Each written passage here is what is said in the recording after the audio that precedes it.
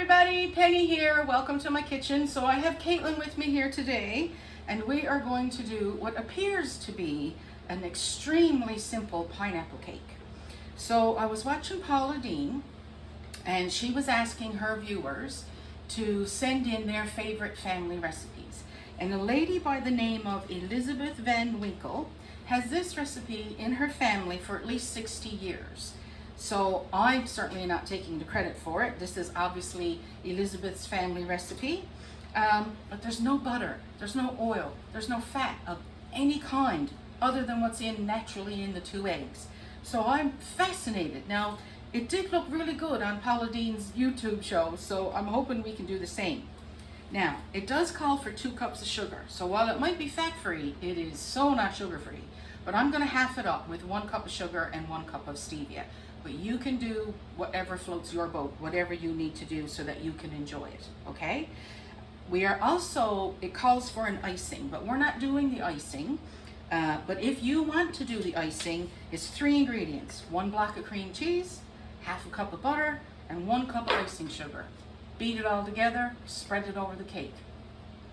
So that's super, super easy. I would like to try that one day, but not today because there's enough sugar in the cake as it is. So we're gonna serve it with Cool Whip. You could also serve it, I would imagine, with a little bit of ice cream. I would say that would be pretty good. So if you want to do the optional icing, again, it's 1 block of cream cheese, half a cup of butter, and 1 cup of icing sugar.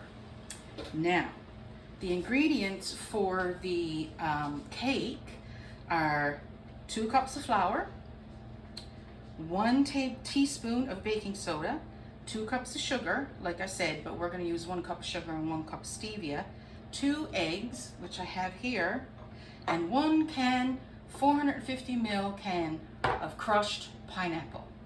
That's it. No butter, no oil. I'm fascinated. So we will find out together if this is going to work. So Elizabeth does it in a 9 by 13 pan, but we're going to use today a 10-inch spring foam pan. Now there's no butter and there's no oil, but she says to put it in an ungreased pan. So Paula Deen didn't seem to have any difficulty taking the cake out of her glass 9 by 13. Well, we're going to find out if that really works. I'm fascinated, totally fascinated. Okay, let's get to it. So when you measure your flour, you just put everything in the bowl and then you mix it up. When you measure flour, you scoop it out. This is a 1 cup measuring cup. You level it off with the flat side of your knife. Don't tap it, don't shake it, because that'll condense the flour and you'll actually end up with more flour than what's probably needed in the recipe, and your recipe may not be as light and fluffy as you want it to be. So we've got 2 cups. So as soon as I get everything in, Caitlin's gonna whiz away. So that's the 2nd cup.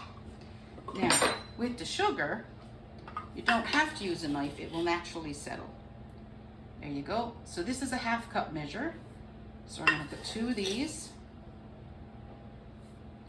and 2 of the stevia.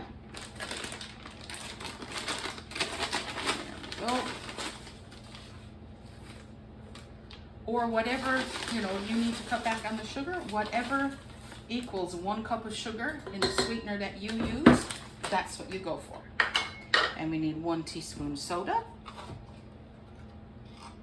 Baking soda, and we are just going to give that a little bit of a stir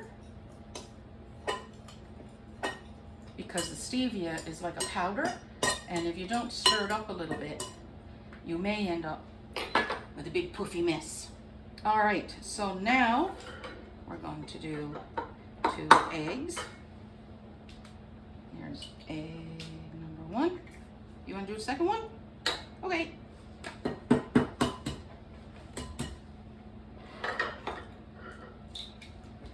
Good job, as always.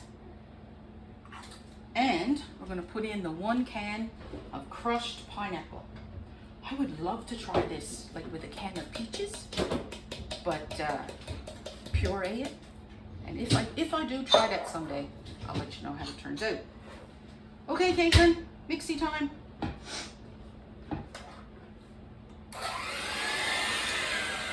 There you go. Isn't that easy? It's amazing. Turn it up one more notch. There you go.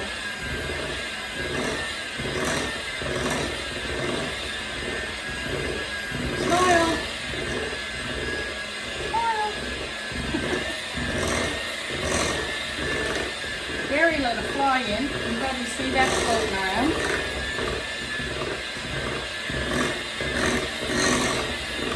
Okay, pause for just a second.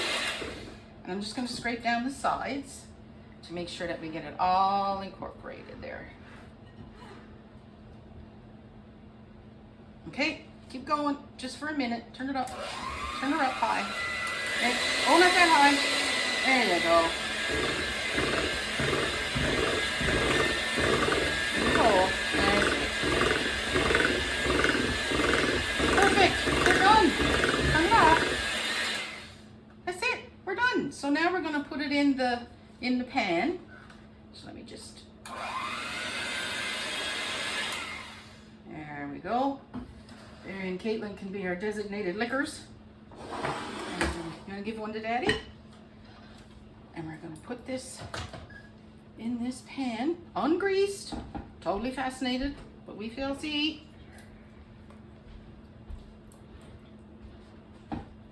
Looks lovely, smells lovely with the pineapple. There's no vanilla or anything like that in there. Wow. It just evens out on its own. That's so cool. Okay, so my oven is not quite preheated yet, but preheat it to 350. And if you're going to use a 9x13 pan, it would be between 30 and 35 minutes. So I'm going to check this after 35. Because it's smaller, it's more condensed, so it might need a few more minutes. But I'm going to check it with the toothpick as we normally do.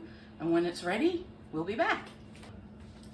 Hi everybody, Penny here, back again. So our pineapple cake is pretty well room temperature, and in the instructions it did say to make sure it's completely cooled before you put the icing on and before you cut it.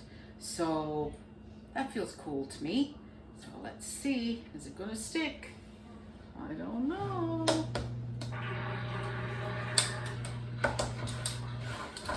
Look at that.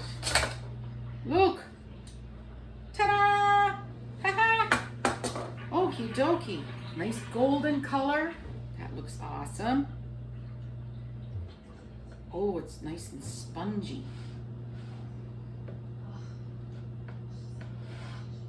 Okay. Let's see. Let's see how we do. It's very spongy. Like a sponge cake.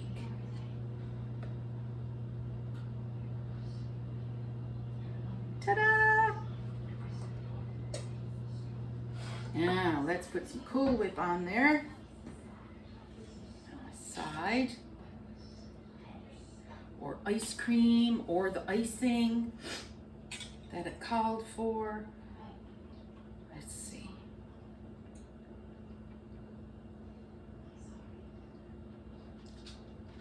That is really nice. I hope you give it a go. It was in the oven for exactly 35 minutes. Enjoy. Bye.